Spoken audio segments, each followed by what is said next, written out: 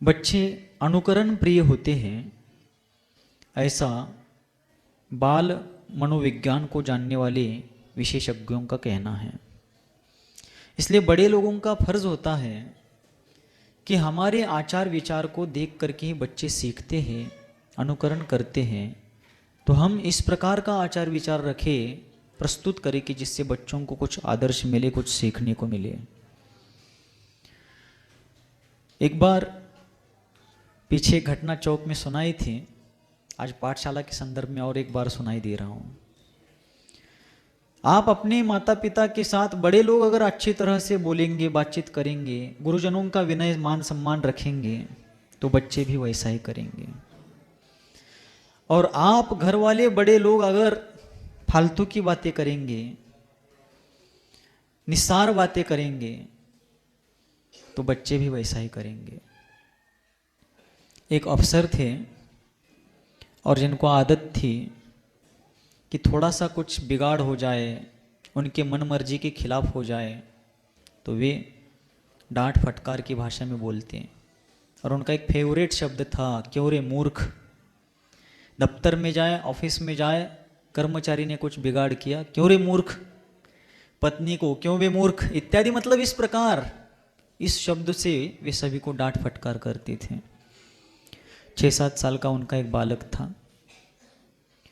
उसको खेलने के लिए उन्होंने एक खिलौने की बस लेकर दी थी। छुट्टी का दिन था, अफसर घर में बैठ करके अखबार पढ़ रहे थे। बच्चा भी बस लेकर के खेल रहा था और बच्चा पिता की बात सुनकर के मूर्ख शब्द सुन लिया था उसने। और वह बालक खुद भी पिता से बहुत बार मूर्ख शब्द सुन चुका था। तो उस दिन बस से खेलते खेलते वो बालक कह रहा था, चलो किन किन मूर्खों को शाहपुरा से जवाहर चौक जाना है। पुनः कहता है, किन किन मूर्खों को शाहपुरा से मंदाकिनी जाना है, कोलार जाना है। इस प्रकार वो खेल रहा है, जिस प्रकार वो ऑटो रिक्शा वाले करते उस टाइप से। अब पिता ने 2-4 बार सुन लिया उसका ये, तो बहुत समझाया उसको कि बेटा ऐसा नहीं कहते, तुम बहुत छोटे हो, ऐसा कहना बुरा है। अब बच्चे मन के सच्चे होते हैं, जी पिताजी अब नहीं कहूँगा। और 2 मिनट बाद, चलो किन किन मूर्खों को शाहपुरा से हबीबगंज जाना है, पुनः उसने चालू कर दिया। तो पिताजी ने लास्ट वार्निंग दी कि देखो बेटा, अब की बार कहोगे तो बहुत मार पड़ेगी। जी पिताजी अब नहीं कहूँगा।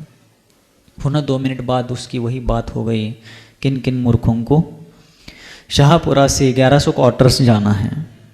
अब पिताजी बेकाबू हो जाते हैं और उसको बेरहम बेहद पीट देते हैं।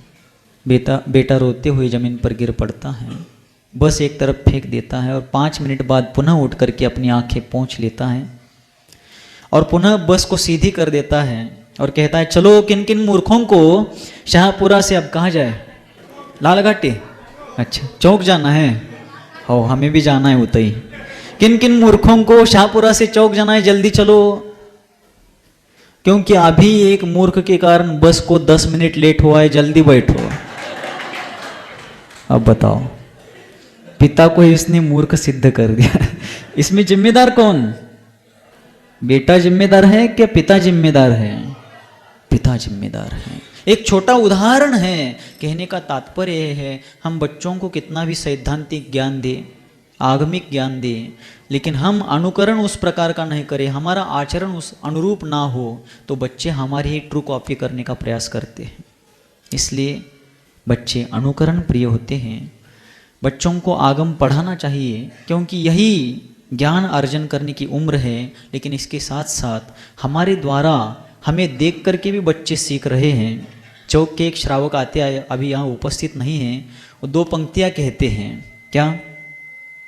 पत्थर मत फेंको पानी में, कोई उसे भी पीता है। क्या कहते हैं? पत्थर मत फेंको पानी में, कोई उसे भी पीता है।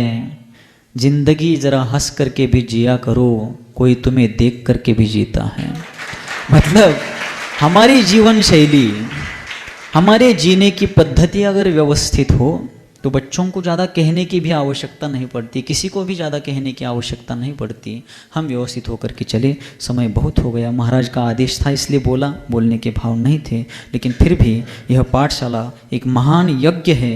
उस यज्ञ में आप सभी लोग अपना अपना योगदान देते हुए इस जिन शासन की महती प्रभावना में अपना सहयोग देंगे, यह विश्वास है। बोलिए गुरुवर आचार्य भगवंत सन्मति सागर